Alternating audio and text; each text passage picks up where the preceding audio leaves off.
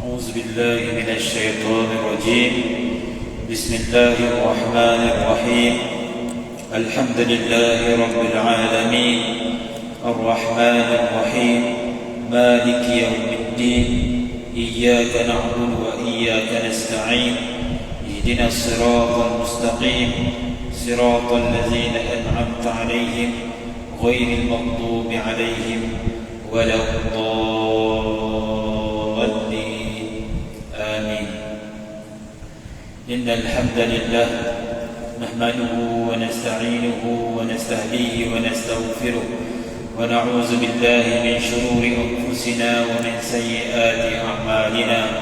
من يهده الله فلا مضل له ومن يضلل فلا هادي له. أشهد أن لا إله إلا الله وحده لا شريك له وأشهد أن محمدا عبده ورسوله. قالوا سبحانك لا علم لنا إلا ما علمتنا إنك أنت العليم الحكيم. قال رب اشرح لي صدري ويسر لي أمري واحلل عقدة من لساني يفقه قولي. أما بعد. Assalamualaikum warahmatullahi wabarakatuh. Alhamdulillah, pertama sekali marilah sama-sama kita merapatkan kesyukuran kepada Allah Subhanahu wa taala kerana dengan limpah kurnia dan kasih sayang Allah Subhanahu wa taala pada malam ini kita dapat berkumpul semula dalam Masjid Sayyidina Abu Bakar ini untuk sama-sama kita meneruskan kuliah pengajian. Malam ni kuliah pengajian tafsir Al-Quran. InsyaAllah pada minggu lepas kita tak dapat untuk laksanakan kuliah. InsyaAllah pada malam ni kita lanjutkan kuliah. Kita dah sampai ayat ke 45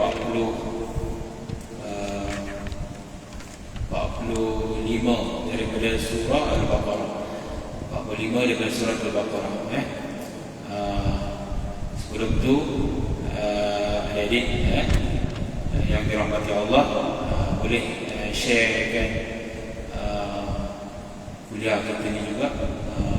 Ada juga dan secara langsung usaha Islam kita like Facebook dan sharekan kepada rakan-rakan yang lain, sahabat-sahabat, kaum kerabat, keluarga yang lain untuk kita dapat berkat dulu dalam majlis sana dan juga memanjangkan kebaikan kepada manusia yang lain. Sebab Nabi SAW sabda dalam satu hadis, ad-dalu 'ala al-khairi kafa'ili, orang yang menunjukkan ke arah kebaikan seperti mana orang yang melakukannya. Dan juga sabda Nabi SAW, man sanna sunnatan hasanatan falahu ajruha wa ajru man 'amila biha ila yaumil qiyamah. Barang siapa yang melakukan kebaikan, merintis melakukan kebaikan, maka dia mendapat pahala dan pahala orang yang mengikutnya. Maksudnya kalau adik-adik tuan-tuan share majlis kita ini pada orang lain pun tonton, maka kita dapat kebaikan dan kebaikan yang dia lakukan pun kita dapat juga. Kalau dia dapat ilmu daripada majlis ini sehingga menjadi pedoman dalam hidup dia ila yaumil qiyamah, sampai hari kiamat lah kita mendapat kebaikan tu, pahala tu. Jadi jangan kita sia-siakan amalan yang boleh menjadi jariah bagi kita, mudah-mudahan kita boleh barakah. Jadi ayat 45 sebelum ini menceritakan tentang kepentingan sabar dan salat. Sabar kita dah bahaskan dulu, ayat wasta'inu bis-sabri was-salah wa innaha lakabiratun illa 'alal khashiin. Allah sendiri minta tolong, Allah Ta'ala sendiri minta kita semua supaya dekatkan diri dengan Allah dengan kaedah minta tolong kepada Allah dengan dua amalan, iaitu sabar dan salat. Sabar dalam melakukan amal soleh dan juga ditafsirkan oleh setengah mufassirin sebagai puasa. Dengan kamu berpuasa, dan puasa itu merupakan amalan yang boleh membenihkan kesabaran. Sebab itu bulan puasa disebut sebagai bulan kesabaran. Dan kita pun baru lepas daripada melakukan ibadah puasa. Dan puasa itu boleh membenihkan takwa. Kerana puasa itu terhimpun 3 cabaran kesabaran, iaitu sabar dalam melakukan ketaatan, yang kedua sabar daripada melakukan maksiat, yang ketiga sabar terhadap musibah. Musibah kelaparan, musibah berdahaga, sabar dalam melakukan ketaatan. Bila Ramadan kita banyak melakukan amal-amal ibadat seperti puasa, seperti membaca Quran, seperti qiyam, tarawih dan sebagainya. Jadi kita sabar, padahal itu bukan rutin kita. Yang ketiga, sabar daripada melakukan maksiat. Bila orang berpuasa ni, dia akan membenteng diri dia daripada banyak melakukan maksiat. Mana dulu dia banyak melakukan maksiat, kurang ataupun dia minimalkan ataupun tak buat maksiat kerana amalan ibadah puasa. Sebab itulah sebahagian ulama mufassirin menafsirkan Allah suruh minta tolong ni dengan sabar dan salat. Mereka kata sabar ni puasa. Jadi kalau kita nak supaya amalan kita ni mudah istiqamah, jinak-jinaklah dengan puasa. Puasa sunat, puasa Isnin Khamis, puasa ayam hari-hari putih 13, 14, 15 setiap bulan Islam. Tapi sekarang ni kita di bulan Syawal disunatkan untuk puasa 6. Siapa yang belum habis puasa 6 boleh habiskan, ada baki 6-7 hari lagi sebelum kita melabuhkan tirai Syawal ini. Ambil peluang, sebab Nabi sebut man sama Ramadana man sama Ramadana summa atba'ahu 6 min Syawal kana kasiyam dahr. Sesiapa yang berpuasa Ramadan kemudian diikuti dengan 6 hari pada bulan Syawal, seolah-olah dia berpuasa setahun. Puasa 30 Ramadan bagi kita mudahlah, sebab dia wajib lah. Kalau kita tak puasa, berdosa lah kita. Dan dia cabarannya tak adalah tercabar sangat sebab dia wajib dan semua orang berpuasa. Tapi puasa 6 ni ada cabarannya sangat dahsyat, sangat dahsyat. Nak puasa 1 hari pun susah. Hari makan sedunia kat YouTube kan, hari mahabbah kan, macam-macam makan ada. Macam mana susah nak puasa ni. Jadi siapa yang belum habis puasa lagi, puasa. Ada peluang lagi 5-6 hari lagi ni, puasalah untuk dapat berkat setahun, iaitu setahun pahala berpuasa. Rahmat Allah Ta'ala digandakan amalan-amalan kita ni untuk bagi kita masuk syurga, kasih sayang Allah Ta'ala. Sebab itu Allah disebut Ya Zal Fadl. Allah Ta'ala ni maha melebih-lebih rahmat yang dibagi kepada kita. Kita buat sikit je, dibalas lebih. Kalau orang yang amal ibadat dia lebih daripada maksiat dia, dosa dia, Allah Ta'ala akan balas lebih. Kalau masuk dalam syurga, khalidina fiha, kekal abadi dalam. Sedangkan amal ibadat ni mungkin 20-30 tahun saja. Itulah Allah Ta'ala itu maha melebih-lebih balas. Tak terbalas apa yang Allah Ta'ala beri nikmat kepada kita. Wa in ta'uddu ni'matallahi la tuhsuha. Kamu nak kira, nak hitung nikmat Allah, kamu tak akan boleh hitung. Apa yang ada dalam tubuh badan sendiri kita tak boleh hitung. Belum lagi nikmat-nikmat yang ada depan mata. Itu belum lagi yang tersirat. Apa yang kita tak tahu. Yang kita tahu pun kita tak boleh nak kira. Yang kita tak tahu lebih banyak daripada apa yang kita tahu. Tapi Allah sebut wa innaha lakabiratun illa 'alal khashiyin. Buat ibadat ni nak takarub pada Allah ni, dia berat. Dia sangat berat. Berat bagi manusia ni. Berat. Sebab apa berat? Sebab kita tak rasa kemanisan ibadat. Sebab itu berat. Tapi kalau para ahli ulama, wali-wali Allah, dia tak rasa berat, dia rasa manis ibadat. Saya guna istilah bernafsu buat ibadat. Pernah tak dengar bernafsu buat ibadat? Tak pernah lah. Dia nafsu makan dia lah kan, nafsu main game, nafsu apa-apa tu ada lah, nafsu ingin berpasangan tu ada lah. Tapi nafsu buat ibadat ada tak? Dia sebutkan dalam hadis saja. Nabi sebut, la yu'minu ahadukum hatta yakuna hawahu tab'an lima jitu bih. Tidak sempurna iman kalian sehinggalah hawa nafsu dia mengikuti apa yang aku bawa. Hawa nafsu dia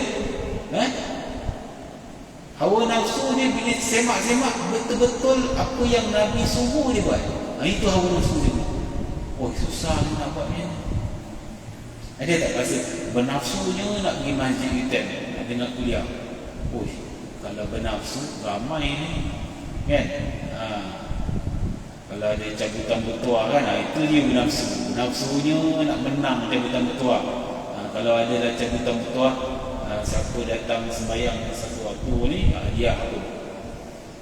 Hadiah motosikal ke kan, komputer yang paling mahal sekali ke, iPhone ke apa ke.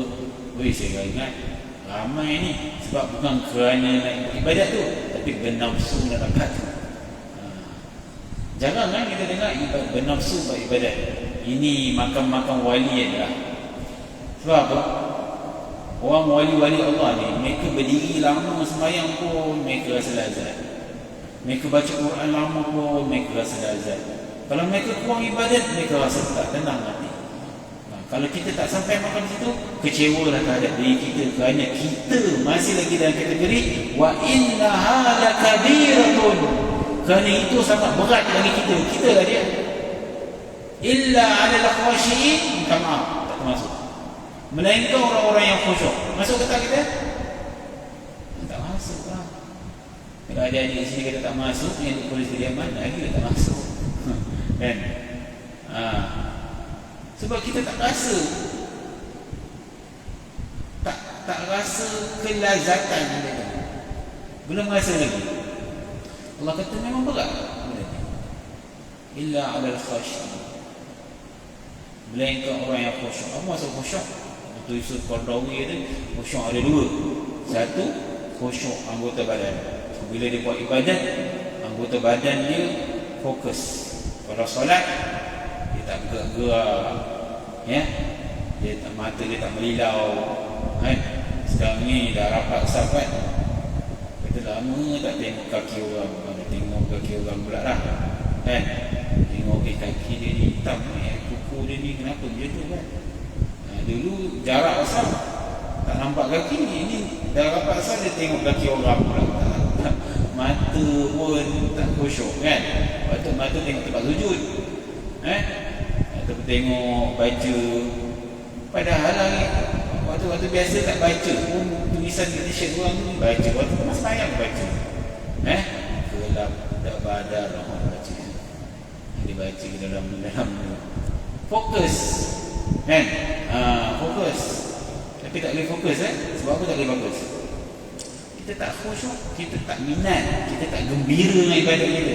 Saya guna istilah, kalau orang yang bernafsu, dia gembira apabila dia buat. Betul tak? Adik-adik, apa hobi kita? Saya apa hobi? Dalam fikiran kita ni dah tahu dah apa hobi kita. Ada orang hobi dia main bola. Ada orang main bola kan? Main bola berapa minit? Kalau pertandingan 90 minit. 90 minit tak pegang handphone tu tak tengok WhatsApp. Mana ada orang main bola tengok WhatsApp? Wah, selfie tengah kecik bola tak boleh. Ke tepi kan lah. Ini apa benda ni? Kan bola pun terlepas. Kan? Kita tak ada nak main handphone, kita tengok main bola. Sebab apa? Kita gila main bola. Orang yang gila mancing, tak heran lah 5-6 jam mancing tak dapat ikan pun dia khusyuk. Betul tak? Khusyuk. Kalau dapat ikan pun dia lepaskan. Saya tak faham apa. Kata, kenapa dapat ikan lepas kan? Yang penting keseronokan tarik joran Ustaz. Keseronokan tu, dapat ikan tu kita lepas balik. Bagus dah, bawa balik lah ikan kan. Tapi sebab dia punya minat itu, tarik joran. Sebab tu dia boleh sabar 5-6 jam. Betul tak? Adik-adik aku minat main game. Kalau main game, dia boleh hadap main game tu 8 jam. Tak tidur. Lepas tu siang tidur. Ada macam buah hantu kan? Sebab bernafsu main game. Padahal tidur pun nafsu juga, betul tak? Tapi nafsu main game melebihi daripada nafsu tidur. Lala tak tidur, Lala tak pergi kuliah. Macam tu dahsyat lah nafsu. Cuba kita terbalikkan, bernafsu buat ibadat. Ya Allah, jauhnya kita dengan kata nafsu buat ibadat. Tak ada dalam kamus kita lah. Allah betapa berosanya kita ni kan. Nabi kata tak sempurna iman sehingga nafsu kamu cenderung pada apa yang aku suruh. Allahu Akbar. Ini jauhnya. Tak ada rasa gembira buat ibadat, tak rasa seronok buat ibadat. Cuba tak test. Dia tengok kan, baru ni Ramadan kan, tadarus. Ada orang tadarus kan, baru 10 minit baca dia dah menguap. Dia dah menguap kan. Baru satu muka dah menguap. Baru sembahyang tarawih 2, 3, 4 rakaat dah habis. Ada tak masuk orang khusyuk masuk? Tak masuk lah, minta maaf kita. La kabira tapi berat, kita ni berat.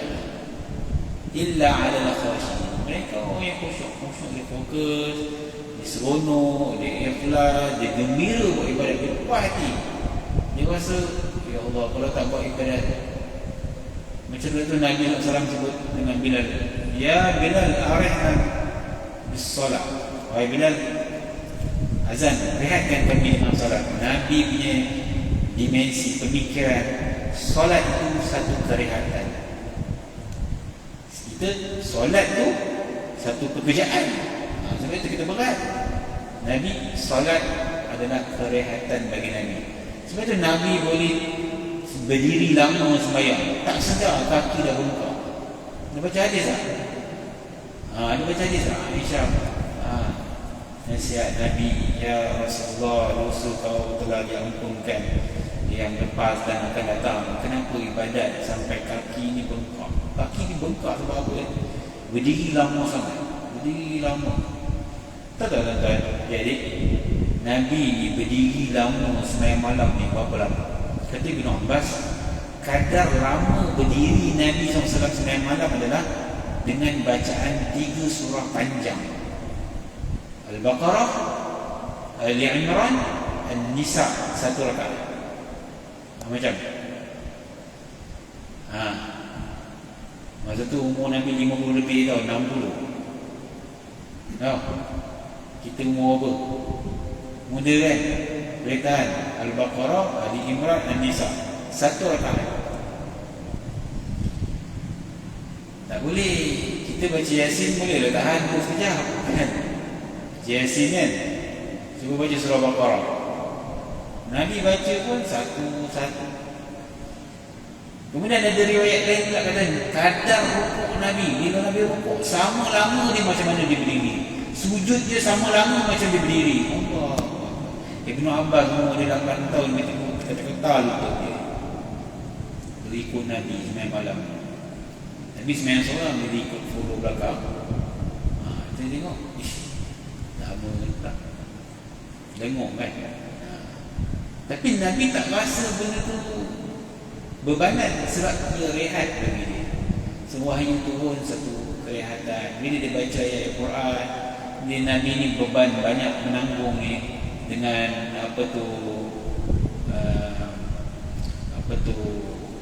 karena orang kafir jahiliyah musyrikin kan. Jadi Nabi bila baca ayat-ayat cerita pasal Nabi-Nabi terdahulu, taubat Nabi, maksudnya bukan aku saja yang kena macam ni, datuk aku Nabi Ibrahim kena juga, Nabi Musa kena juga. So taubat hati Nabi. Nabi rasa satu kerehatan. Kita masalah kita bila baca Quran tak kerehatan sebab kita tak faham. Kita tak rasa tu benda tu motivasi bagi kita. Sebab kita tak faham. Khasyin itu membawa maksud faham. Khusyuk itu membawa maksud faham. Lepas tu dalam ayat Quran ada sebut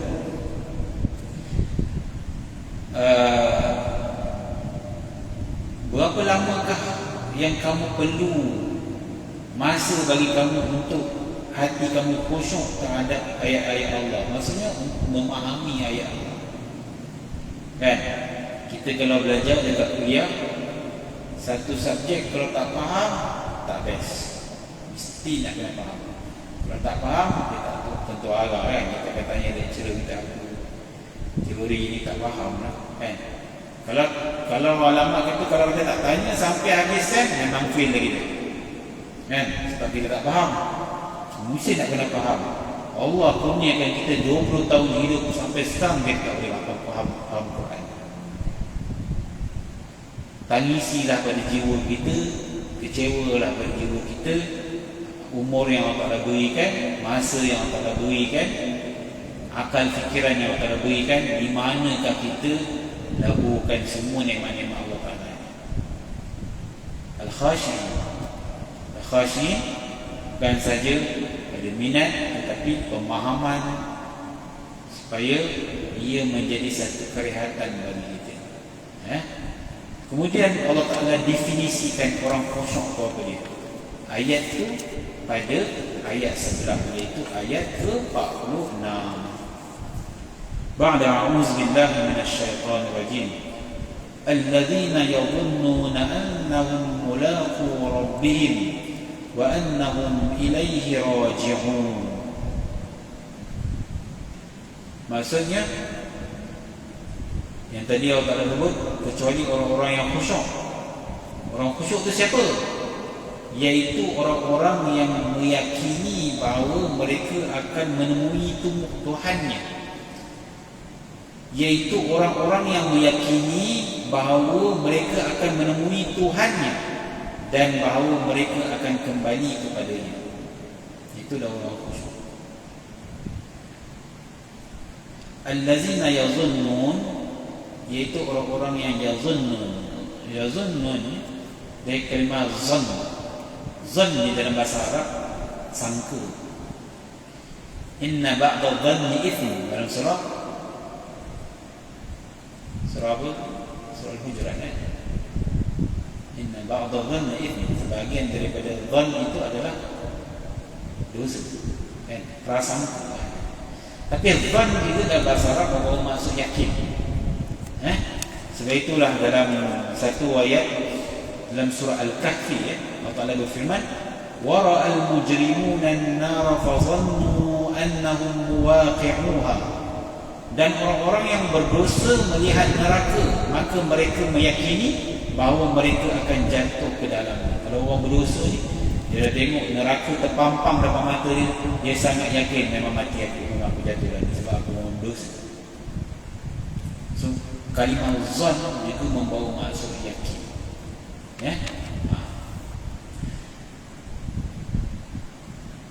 Annahum mulaqu rabbihim, yang meyakini bahawasanya mereka akan bertemu dengan Tuhannya. Satu soalan, macam mana kita nak bertemu dengan Tuhan? Apa halangan yang sepatutnya kita lalui untuk kita bertemu dengan Tuhan? Apa syarat nak bertemu dengan Tuhan? Syarat-syarat nak bertemu dengan Tuhan.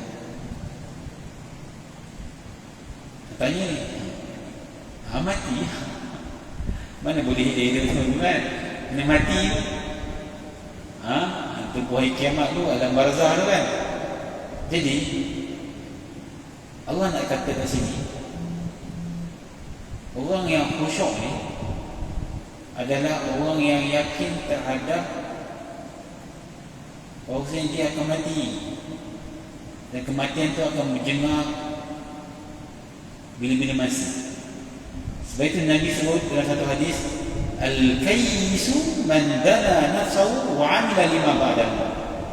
Orang yang bijak adalah orang yang mempersiapkan dirinya untuk menghadapi apa yang akan terjadi selepas mati. Dia mempersiapkan diri dia untuk bekalan apa yang akan terjadi selepas mati. Apa akan terjadi selepas mati? alam barzakh, alam kebangkitan, alam mahsyar. So, macam-macam persiapan nak kena buat ni. Macam kita bersiap untuk raya-raya lah, kan? Siap ni, tapi kita bersiap-siap nak balik kampung ke, bersiap-siap nak kata nak hadapi peperiksaan ke, kan? Itu satu destinasi yang sangat dekat bagi kita. Tapi Nabi kata orang yang bijak ni, destinasi orang yang bijak ni, dia memandang bahawa kematian itu destinasi yang dekat bagi dia, dan dia sentiasa mempersiapkan diri dia. Jadi saya bagi satu gambaran. Seorang banduan yang akan ke tali gantung, seorang banduan yang akan ke tali gantung, dan telah diputuskan dia kena hukum gantung, dan waktunya biasanya dia akan kena ke hukuman gantung tu pada hari Jumaat selepas subuh. Jadi apabila dia sembahyang subuh, dia angkat takbir. Tuan adik-adik boleh bayangkan bagaimana dia mengangkat takbiratul ihram, dan dia sangat meyakini itu adalah solat yang terakhir bagi dia. Lepas ni dia akan dibawa ke tali gantung. Bagaimana keadaan solat dia ketika itu? Adakah sama macam solat kita sekarang? Allah, dia kata, ya ampun aku ya Allah, terimalah taubat aku ya Allah. Bisa dia sujud dia panjang ketika itu, menangis dia. Kerana apa? Dia sangat-sangat meyakini aku tidak akan mati ini. Persoalan kita kerana apa kita tak boleh khusyuk? Sebab kita rasa umur kita panjang. Kita rasa umur kita panjang. Kita tak macam banduan yang akan kata digantung tadi. Sebab itu orang yang selalu ingat mati, dia akan buat kebaikan. Sebab dia bimbang kalau dia buat satu kejahatan dan dosa, Allah rebut nyawa dia ketika itu, bagaimana keadaannya? Sebab Nabi sebut al-amalu bi khawatimnya, amalan ni yang paling penting ujung. Sebab itu kita selalu doa supaya kita mendapat husnul khatimah, kan? Dan Allah Ta'ala juga sebut dalam satu ayat, wa'bud rabbaka hatta ya'tiyakal yaqin. Sembahlah Allah sehingga datang kepada kamu al-yaqin. Al-yaqin yang dimaksudkan sini apa dia?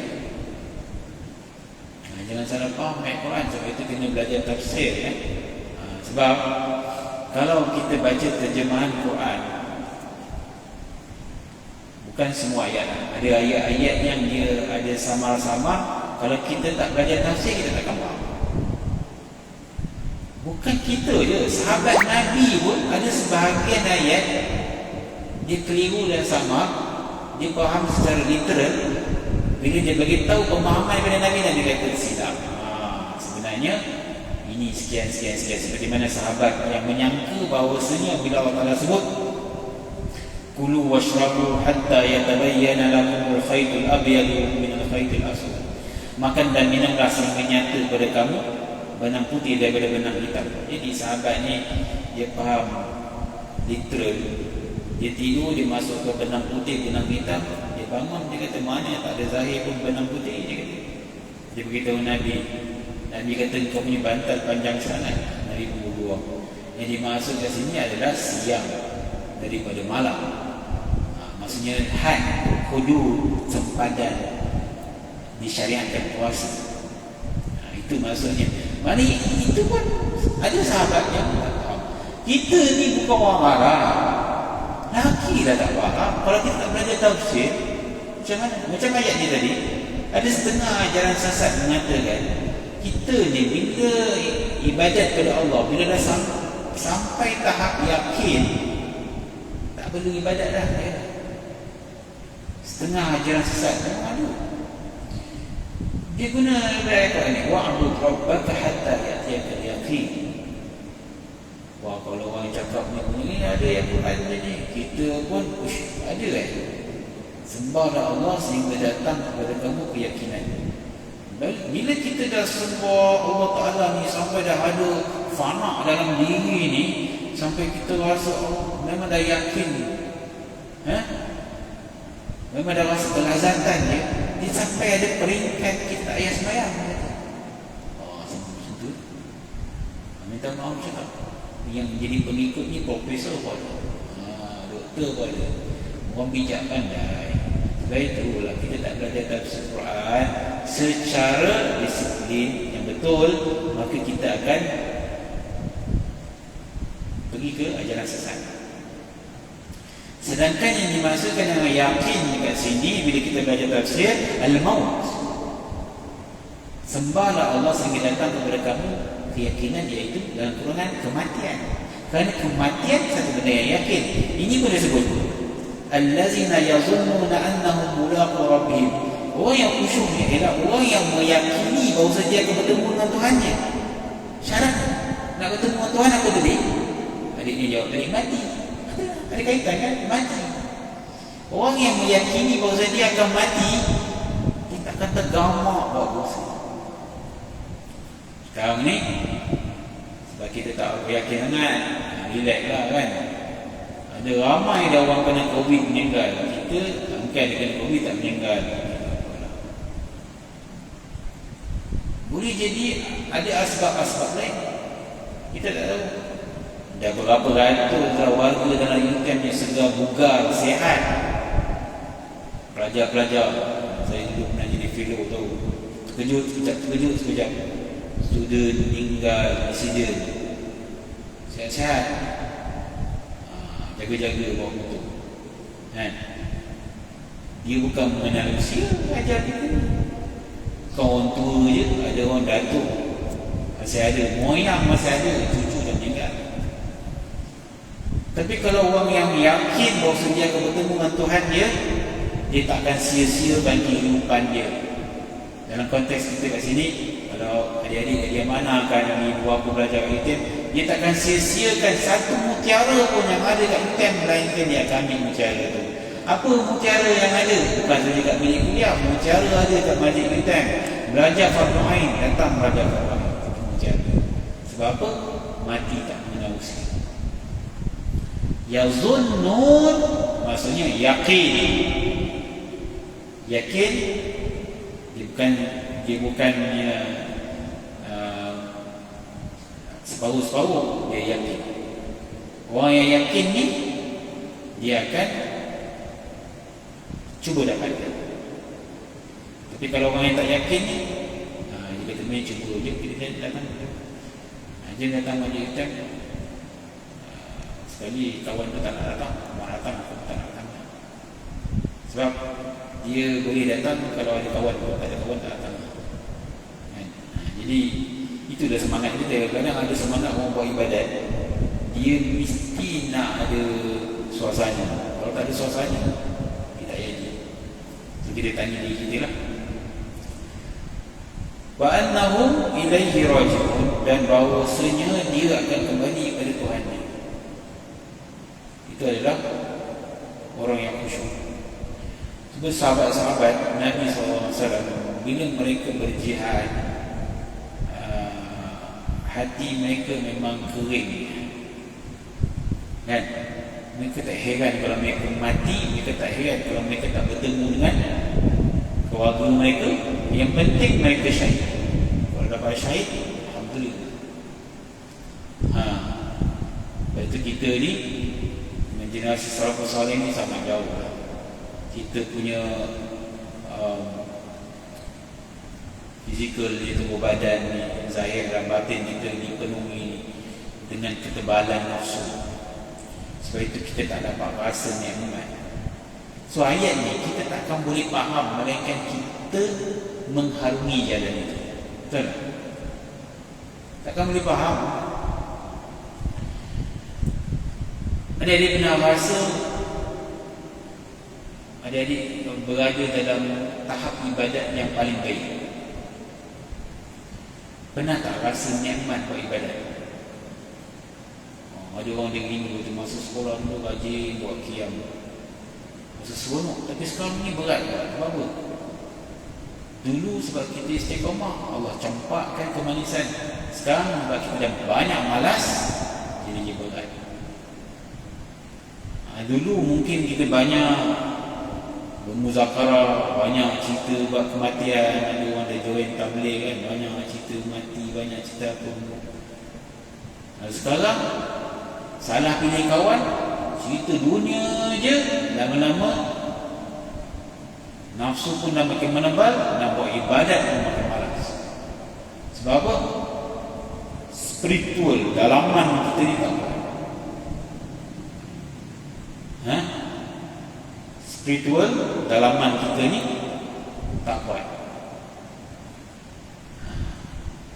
Sebab kalau dalaman kuat, insya-Allah dia boleh bertahan lama.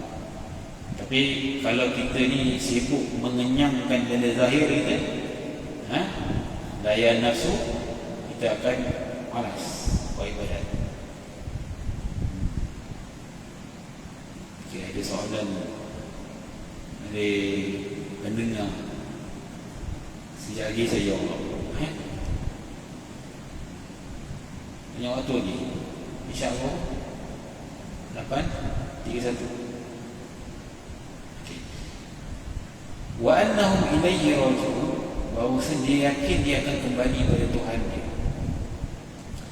Orang yang bijak ni, dia akan nampak destinasi terakhir yang orang tak nampak, iaitu mati.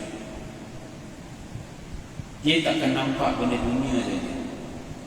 Dia nampak di sebalik benda dunia. Sebab Quran banyak sebut, wa mal hayatud dunya illa mata'ul ghurur. Tidaklah kehidupan dunia ini melainkan kesenangan yang menipu daya sementara. Dan mata dia macam kain buruk. Kain buruk ni kita perlukan sentiasa tak? Kita memerlukan kain buruk. Kalau kita tertumpah air, ada apa kotoran, kita akan cari tu. Kita akan cari tu, nikmat kita dapat gunakan sekejap tu, lepas tu kita tak guna dah. Itulah dunia. So kalau kita rasa kita lama, sebenarnya tak lama juga. Kita pun rasa selejapnya masa ni. Dulu pejam-pejam celik, dulu budak ingusan lagi kan, sekolah rendah, lepas tu dah sekolah menengah, sekejap dah masuk hutan. Macam saya lah sama. Dulu sama, ingat adik-adik ni, ingat saya lagi zaman saya dulu ni. Belajar, pergi kuliah, pergi masjid. Saya dulu belajar di Oppo, senior-senior marah. Kalau duduk di dekat rumah, dengar ceramah agama, dengar ceramah orang Melayu, dia kata, kau duduk negara Arab, apa kau dengar ceramah Melayu? Pergi masjid tu, dengar kuliah orang Arab. Buat apa kau duduk sini 3 tahun ni, pergi dengar orang Arab punya kuliah? Ni kalau ceramah Melayu ni, balik Malaysia boleh belajar. Alamak, kena marah dengan senior, pergi di masjid. So, teringat kan, dia yang datang kuliah ni. Tak ramai yang datang kuliah kan? Ramai-ramai dengan masyarakat lain. Inilah zaman ni kan? Lepas tu kejap dia dah balik, kejap dia dah kerja, dah kahwin, dah ada anak. Tengok anak kejap dah masuk asrama, mak dah tua dah. Dah tua dah pun kan? Adik pun sama juga. Sekejap saja masa akan berlalu. Dan percayalah, dahulu pun 1000 tahun dulu, 500 tahun dulu, ada insan-insan yang macam kita ni duduk atas masjid. Sekarang dah lama, dah 400-500 tahun duduk dalam kubur. Telah berlalu masa mereka. Sebab itu bila kita ziarah kubur, kita akan cakap, Assalamualaikum ya ahlal diyar, ataupun Assalamualaikum ya ahlal kubur. Assalamualaikum wahai penghuni kubur. Wa inna insyaallah bikum lahiqun. Kami insyaAllah akan menyusul kalian. Dengan penuh semangat dia, kami akan menyusul kalian nanti. Tunggu. Faham tak tu? Maksudnya bercakap macam tu rasa orang buat sayu dia kata. Sayu je hati kita ni. Kita akan pergi amalan kita siap ni.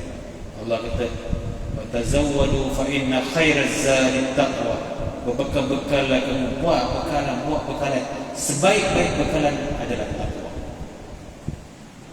Harta kita, apa kecanggihan kita, kereta kita, rumah kita, handphone, smartphone yang canggih, semuanya tak akan teman kita dalam kubur. Khatib pernah cakap, yauma la yanfa'u malun wala banun illa man atallaha biqalbin salim. Hari yang tiada ada manfaat anak-anak dan harta benda, melainkan seorang yang datang pada Tuhannya dengan hati yang suci. Itulah hati suci, amalan yang kita rasa sipi-sipi tu, dengar kuliah tafsir, pergi masjid, sedekah seminggu sekali hari Jumaat, yang kita rasa sipi-sipi amalan tu, Allah kata wal baqiyatus salihatu khairun 'inda rabbik. Baki-baki amal soleh yang kamu rasa buat sipi-sipi tu, itu lebih baik di sisi Tuhan daripada apa yang kamu buat selama. InsyaAllah kita beri laluan pada azan dan kita tengok soalan sikit, kita jawab soalan. Jadi kalau ada soalan boleh siap-siap dengan soalan.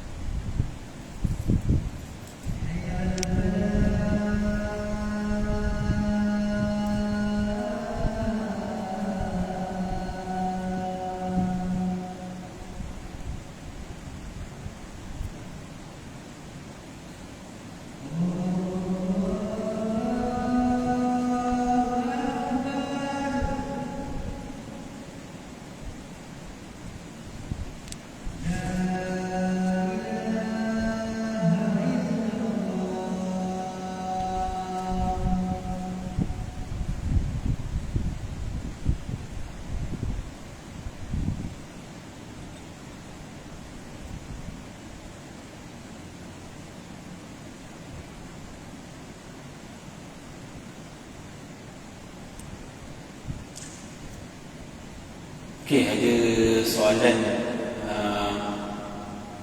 oleh pendengar Facebook. Dia tanya, maaf mencela Ustaz, tapi saya nak tanya macam mana cara kita nak sentiasa ingat mati. Manusia kan secara lumrahnya kalau ada masalah baru nak ingat Allah. Solat khusyuk apa semua. Lepas tu bila gembira lupa semua. Jadi macam mana cara nak bagi kita ni sentiasa berpada dalam urusan dunia dan sentiasa ingat mati? Soalan yang sangat-sangat baik ya. Soalan yang sangat-sangat baik. Susah juga nak jawab ni kan. Ada soalan lain? Jawab dulu kan. Macam mana cara kita ni nak sentiasa ingat mati? Percaya tak? Doa-doa harian kita ni sebenarnya banyak kepada kematian. Cuma kita je tak perasan. Betul tak? Tengok doa makan doa kan. Allahumma barik lana fi ma razaqtana wa qina azabannar wa qina adzabannar. Jauhkan kami daripada azab neraka. Itu sebenarnya benda selepas kematian. Kita solat doa iftitah, inna salati wa nusuki wa mahyaya wa mamati lillahi rabbil alamin. Semuanya solatku, ibadahku, hidupku, matiku untuk Allah.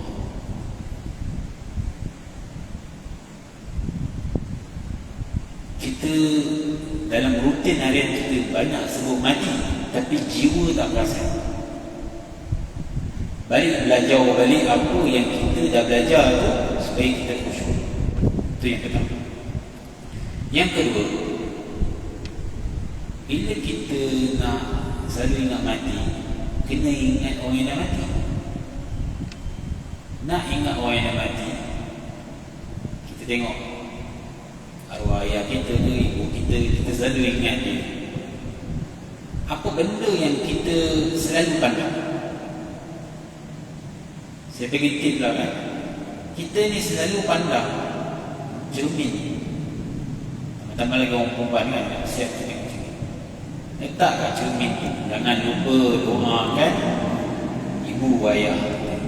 Jangan lupa doakan datuk kamu. Boleh jadi masa kamu kecil, masa kamu bayi dulu, dia dukung, dia doakan.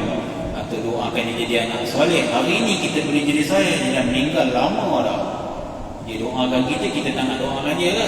Doakan. Lepas tu kita akan ingat dia dah pergi, aku ni pun akan pergi. Kita akan ingat. Satu lagi, kena kerap pergi ziarah kubur. Jangan ziarah kubur hari raya ya. Setahun sekali yang pergi ziarah kubur. Bukanlah salah, boleh lah ziarah kan, sekala kan. Tapi kerap. Nabi SAW Nabi kerap ziarah. Seminggu sekali Nabi akan ziarah kubur. Bahkan 3 hari sekali Nabi akan ziarah kubur. Nabi pergi Baqi'. Kadang-kadang Nabi pergi perkuburan Baqi' pukul 2 pagi, 3 pagi. Ada berani ikut sunnah Nabi. Ada Nabi pergi 2-3 pagi. Kerap kali Nabi pergi sebelum subuh. Kita tak kurang. Jangan malam pun tak berani, maghrib pun tak berani lalu, dengan 2-3 pagi, taubat dia. Kalau orang yang dia takutkan mati, betul-betul takut mati, hantu pun dia tak takut. Sebab pun tak mati lagi dia takut daripada mati, daripada hantu. Sebab kita ni banyak takut hantu ni. Hantu pun tak boleh buat kita mati, dia pun akan mati. Kerap ziarah kubur. Kita ingat kali terakhir kita ziarah kubur bila? Mungkin ada saudara mara kita meninggal, kita ziarah. Kalau tak ada lah. Ziarah. Tahu tak orang yang dah mati sekarang makan minum dia apa? Amal dia yang dulu, antara yang lain doa orang. Doa orang lah dia itu KFC dia. Saya guna istilah dia lah. Dia Ni talian hayat dia tu. Kan Nabi kita ada 3 je. Sedekah jariah, ilmu yang bermanfaat, doa kan. Doa anak yang soleh. Ataupun doa saudara yang. Orang yang dah mati tu, dia tahu siapa yang doakan dia. Siapa yang ziarah dia pun dia tahu. Dia tahu ini dah hadir. Betul cakap baik-baik. Di dalam kubur walaupun kau pun dulu cakap benda-benda yang tak betul tapi cakap benda yang baik tak ziarah kubur. Jadi kerap ziarah kubur. Nak ingat kematian, ziarah kubur. Kita kan tengok suasana kubur sunyi, sepi. Ya Allah, inilah masa depan aku nanti. Allah ampun aku ya Allah. Kan? Doa hujung solat. Kan Nabi ajar doa minta perlindungan daripada 4 perkara. Kan? Apa doa dia? Lepas ayat akhir sebelum bagi salam. Allahumma inni a'udzubika min apa? Allahumma inni a'udzubika min azabil qabr. A'udzubika min fitnatil masih ad-dajjal. A'udzubika min fitnatil mahya wal mamat. Allahumma inni a'udzubika min ma'thami wal maghrib. Ya Allah, aku mohon perlindungan kepada-Mu ya Allah daripada azab kubur, daripada ingat dan mati dah. Dan minta perlindungan kepada-Mu ya Allah daripada fitnah kehidupan dan selepas nanti. Ingat nanti. Sebenarnya rutin apa yang kita dalam solat tu dah mengingatkan kita mati dah. Tapi masalah kita tak faham. Itu masalah itu. Kita tak faham. Ada masa lagi belajar, beli buku Fardu Ain, tengok terjemahan, dia masak betul-betul dalam hati kita boleh faham. Sebenarnya rutin 24 jam kita zikir pagi petang, kita rasa mati. Sebelum tidur, apa surah yang Nabi suka baca? Sebelum tidur, surah Al-Mulk. Ada kita tengok terjemahan surah Al-Mulk. Cerita bersama mati. Allazi khalaqal mauta wal hayata liyabluwakum ayyukum ahsanu amala. Mula-mula dialah Allah yang telah menciptakan kematian dan kehidupan. Allah dahulukan kematian.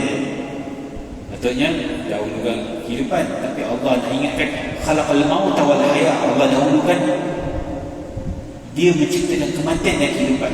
Allah dahulukan kematian baru disebut kehidupan. Jadi dua sebab. Pertama, supaya kita banyak ingat mati. Yang kedua, Allah nak sebut kamu dulu tak pernah hidup pun. Kamu dulu mati. Kamu yang sombong dengan belakang. Aku yang hidup kamu. Kamu dulu mati, aku hidupkan. Sebab itu aku dahulukan dengan kematian.